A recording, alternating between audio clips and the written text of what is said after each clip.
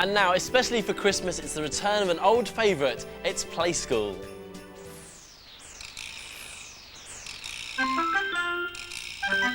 Get ready to play. Tell me, what's the day? It's Christmas Eve.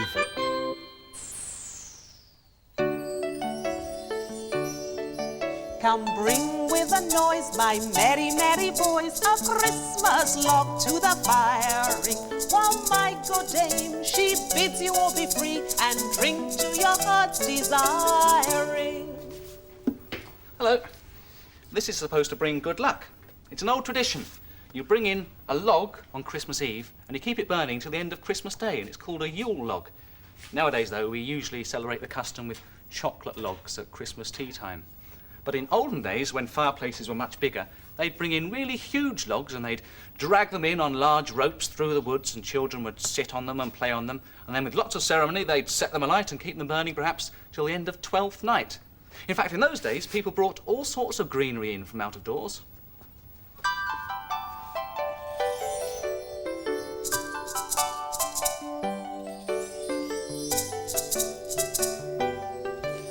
Be merry all,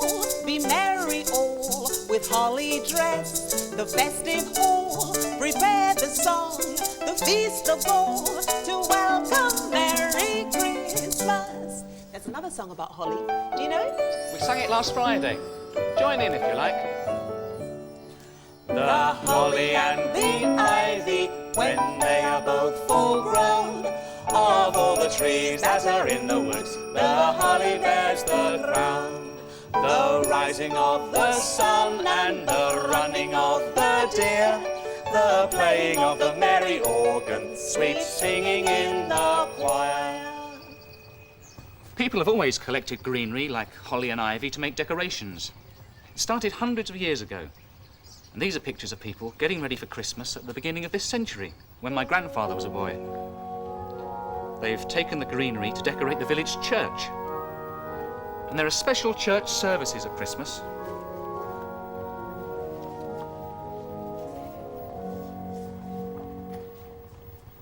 And there's plenty left over for home too. This family have a big tree full of decorations.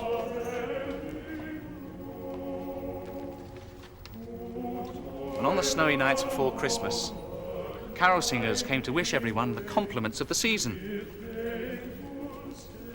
In the big house, they would give them hot drinks to keep out the chill or to say thank you.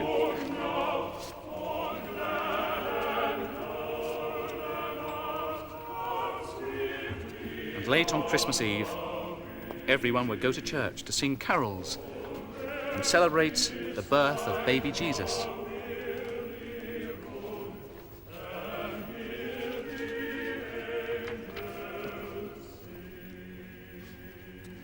And this is how it would have been, all lit up by candles.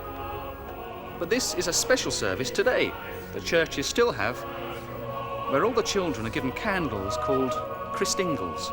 Can you see them? They're hollowed out oranges with a candle standing inside. The orange represents the world, and the candlelight, Jesus.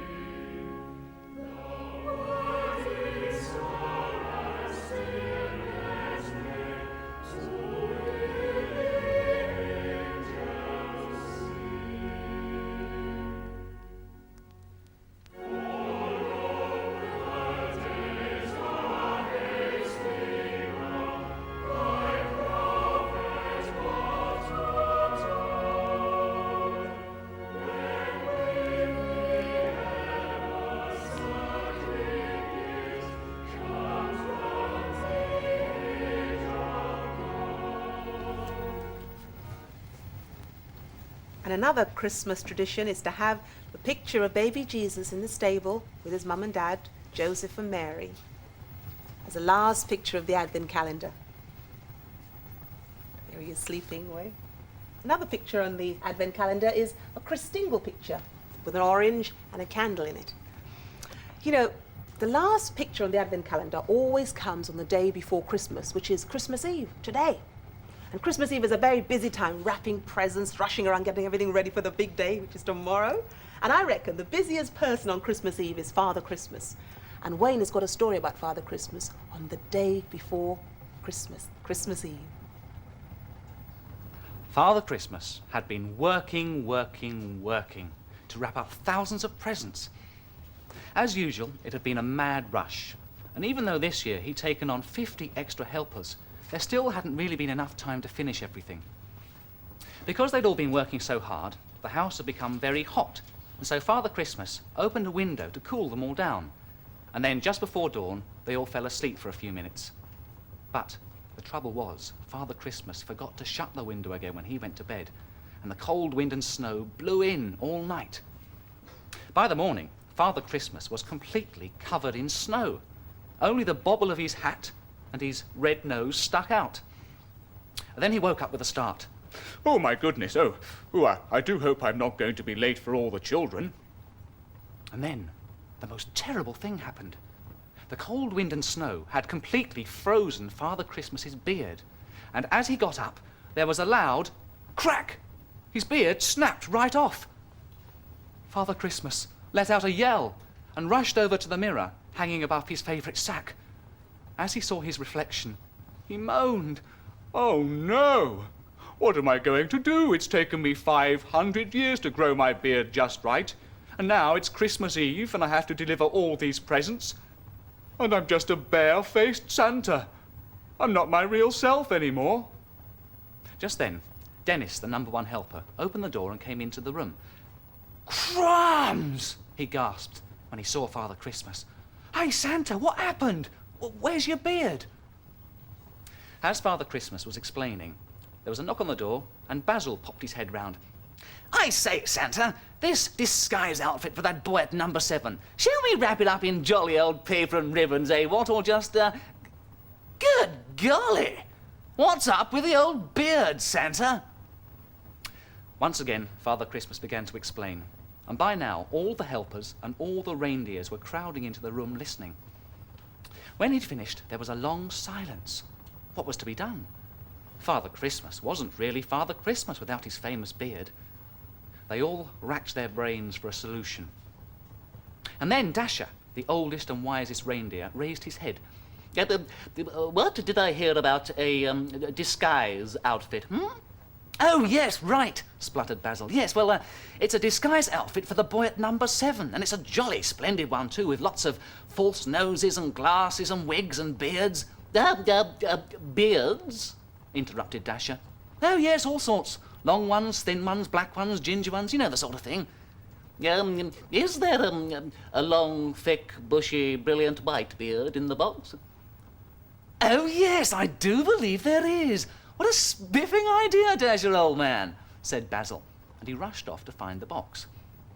Father Christmas was beginning to feel a little bit better, and the cheeks were coming back, the colour was coming back to his cheeks. Oh, you know, Dasher, I think you might just have found the answer. Oh. And he began to smile again. A few minutes later, Basil returned with the disguise outfit, and he searched through it, and he threw up all sorts of false noses, wigs, and then at last, right at the bottom, he found exactly what was needed. A long, thick and bushy, brilliant white beard. And it had 2 hooks to hold it over the ears. Perfect, said Dennis, the number one helper. Come on, Santa, come and try it on. So Father Christmas went over to the mirror, and with Dennis's help, he clipped on the beard. It was a perfect fit.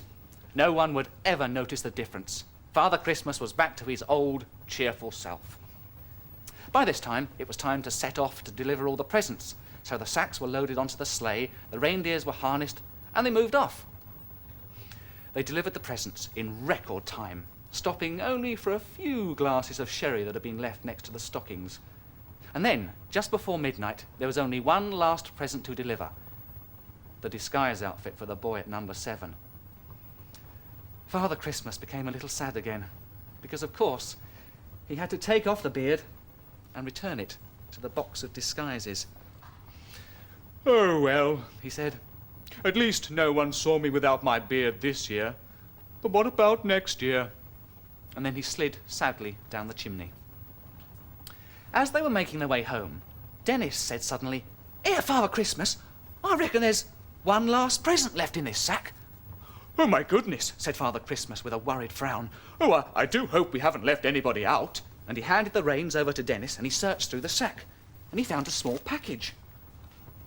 As he read the label, he looked around in surprise. It said, "To Father Christmas, from the reindeers and the helpers." "I got it from a late-night shop when you were stuck down that extra small chimney," said Dennis. Father Christmas began to unwrap the present. And when he saw what was inside, he burst out laughing. It was a bottle of Professor Chopsky's famous hair restorer. Oh, said Father Christmas. Now I will have my beard back in time for next year. Oh, and everyone joined in the laughing. Do I look like Father Christmas? Well, you know, you don't really need hair restorer or a disguise kit to make a beard. You just use a bit of card from an old cereal packet, put on a few loops, hang it around your ears. I think this one could look a bit fluffier, though. It looks like Santa here needs a beard, nice fluffy beard. Right, Santa, leave it to me. I'll show you how to do it. Put the card, shape it into the beard shape, and cover it in glue.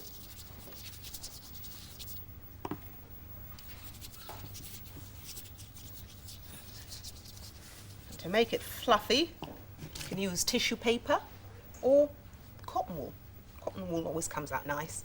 You don't need very much cotton wool though because it stretches quite nicely.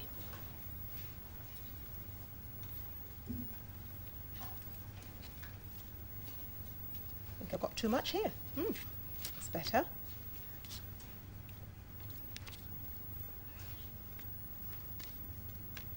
Nice fluffy beard. For Santa. Let's stick it on for Santa.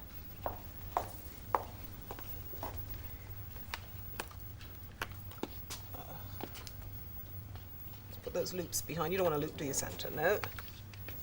Oh, yes, that's better. Stick it on nice and tight so it doesn't fall off. Don't want his beard falling off, do we? Huh? There, Santa. Look more the part now. He's still got a few things missing, though. His eyes and his nose. And poor Rudolph, he hasn't got anything on. What can I start you off with, Rudolph? I know. Some antelopes.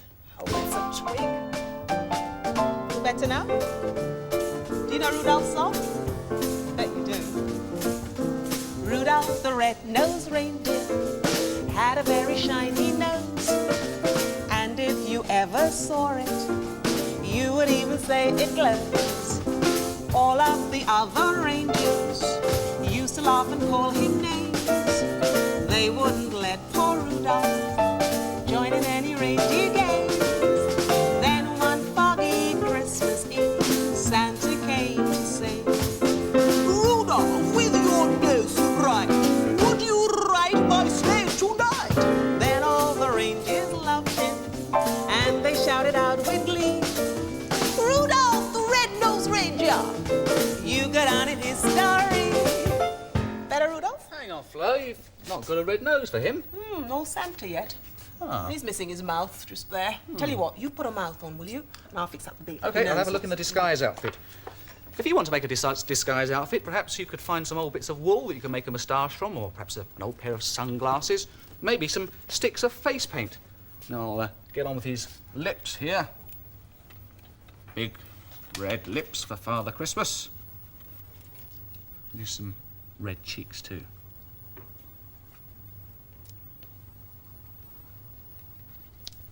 Now for the eyes.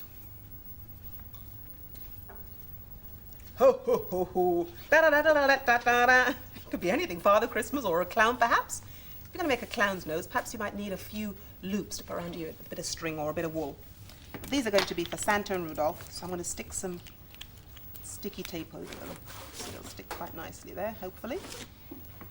Right. All right, Rudolph and Santa, here's your nose.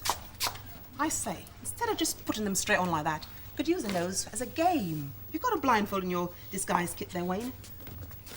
The game could be like pinning on the donkey's tail. You know, you've got to try and put it in the right place while you've got a blindfold on. And you see how we do. If we're near, shout hot. And if we're not too near, shout very cold, will you? Right, Wayne, you ready? Shall I go first? Mm-hmm. Put the blindfold on. There we go. Here's your nose. Oh, yes. Where's that? Now, don't forget to shout out hot or cold. I think I'm I'll going to give need him a all the help I can get here. Yes. Right. Go. See how he does. No, you're cold. You're very cold, Wayne. Very cold. No, you're coming on to me now. No. What about somewhere there? Is that any good? Have a look and see. Not too good. He's falling off as well. That's another bobble on his hat. So let me have a go. See if I can Okay. get Rudolph better. Right. Don't forget to shout out hot or cold, will you? Now, where Can am you I? see? Can't see? No. Right, spin you round. Like a fairy on a Christmas tree like this. There you go, Flo. Cold. Cold? Cold. That's it. Turn round, perhaps. Just turn round. Oh, what's this? Yes, getting warmer. Get it. Oh, did you feel something there? Getting warmer. Am I warm? Oh, relatively warm. Not really boiling hot. How's though. that? How's that? Let me tell. He's got a nose on his chest. And my Santa's got one on the top of his head.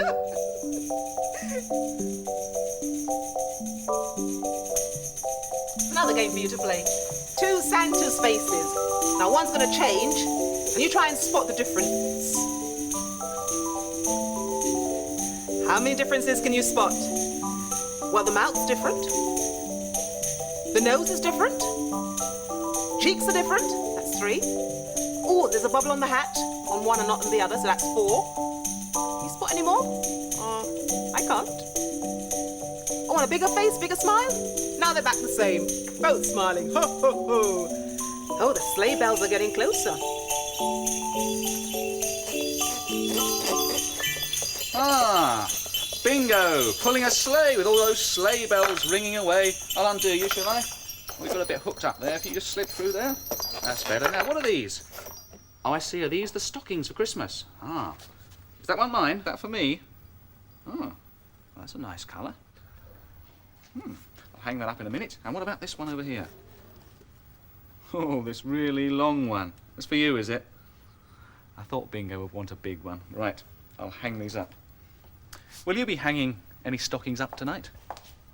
No. Some people often leave a drink out for Father Christmas and something to eat, perhaps. Mince pies. Wayne, you fancy a mince pie? I wouldn't mind. But All right, then. I'll leave you to put those out for Father Christmas.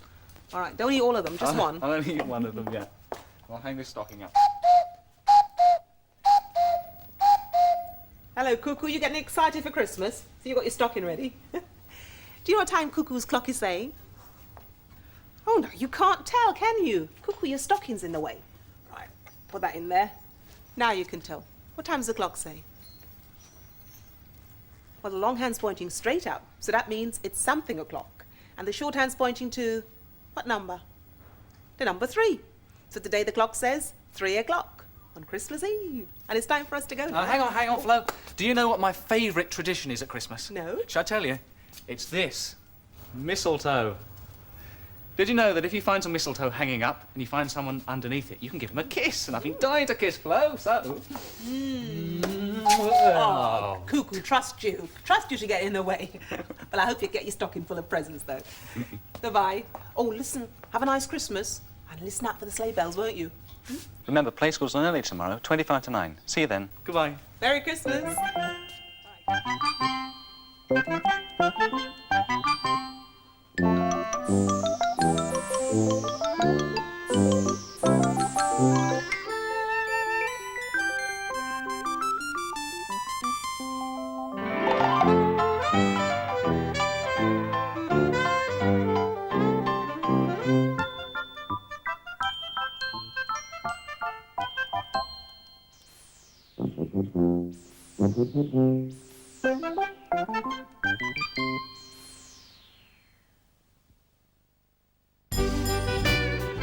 Get ready for Playdays after the next programme on CBBC On Choice.